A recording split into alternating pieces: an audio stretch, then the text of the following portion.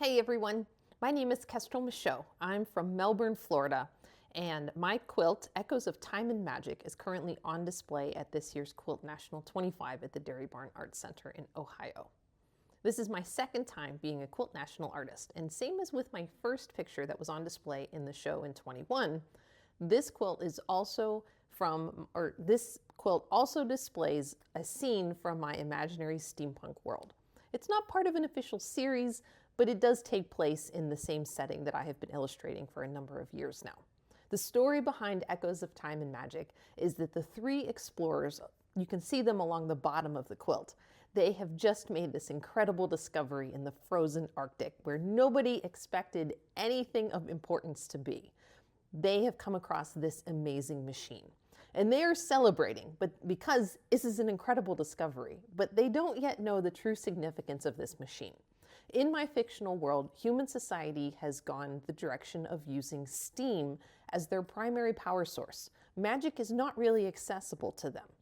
This machine promises to change that because it has the ability to extract arcane energy from these energy-infused crystals, fold it, and convert it into a form that is usable on a widespread scale. So it is going to give people the power to use magic for the first time. That's going to be very exciting for them, but it also is a little bittersweet. Not that the people in the quilt know this yet, but it does represent this event. Their discovery represents the end of steampunk society, kind of akin to in our world development, during the Industrial Revolution, after going from using whale oil into electricity. That transition is similar to what is on the horizon for my steampunk world, thanks to this incredible discovery. Now, it's not all, rose-colored. It's not a rose-colored future. And the coming conflict to control this machine is hinted at by the very dramatic sunrise, which is based on that old adage, red sky at night, sailors delight, red sky in the morning, sailors take warning, implying, well, there's a storm coming. And in this situation, the storm is the war to control this power and thus the future of human society. I want to share with you some of the process photos from the making of this quilt. The first is this template. This is the digital artwork that I created, and it is essentially my roadmap to make the finished product. This artwork is a line drawing that I drew by hand on my iPad and colorized it in Adobe Illustrator, separated it into individual pieces, and at that point, all of the digital work was done. I was ready to start picking fabric. This photo shows the fabrics that I picked for Echoes of Time and Magic. Each fabric was matched to a printed color swatch. Those colors printed on the swatches were from the digital artwork. I know exactly what colors and values of fabric I need to make the finished quilt thanks to that template. So those colored swatches are my guide to picking the correct fabric. These are all of the fabrics that I picked. Then I cut my fabrics using a digital cutting machine. I'm cutting on a Cricut Explore Air 2, and this picture shows some of the delicate line work that appears inside the globe of the machine and what it looked like coming off of the Cricut sticky mat.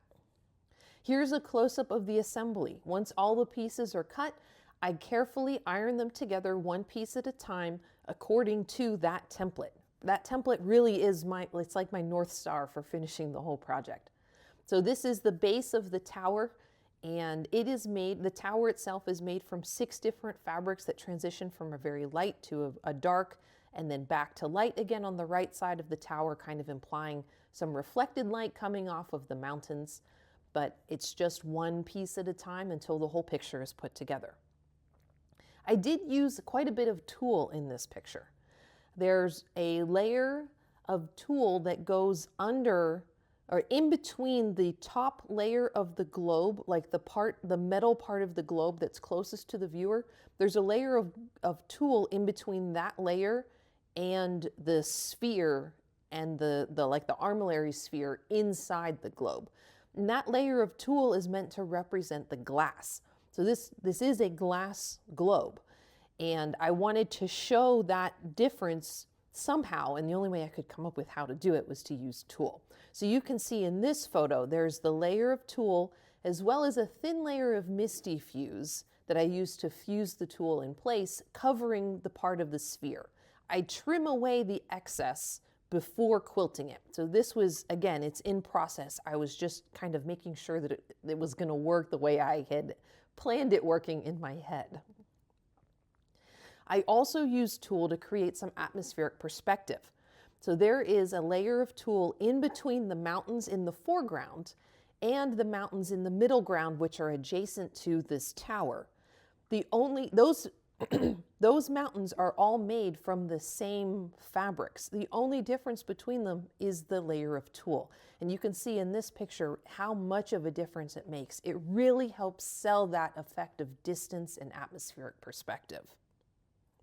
And here's another close-up of quilting. This time I'm quilting through that tulle I just talked about, creating the atmospheric perspective. And I'm starting to quilt the base. These are the mountains and the rocks and the snow underneath the base of the tower. And a picture of my sit-down Q20 when I was quilting, and I have dog beds all over my studio for my fuzzy companions. This is my youngest dog. He's about 2 years old in this photograph. And sometimes he just does not understand that the quilt, there's a deadline and the quilt has to be done on time. Quilting must stop if he has not had enough snuggles that day. So, you know, the dog takes priority, as he should. So thank you so much for watching this video. I hope it was informative. I hope you enjoy Quilt National 25, and I will catch you next time.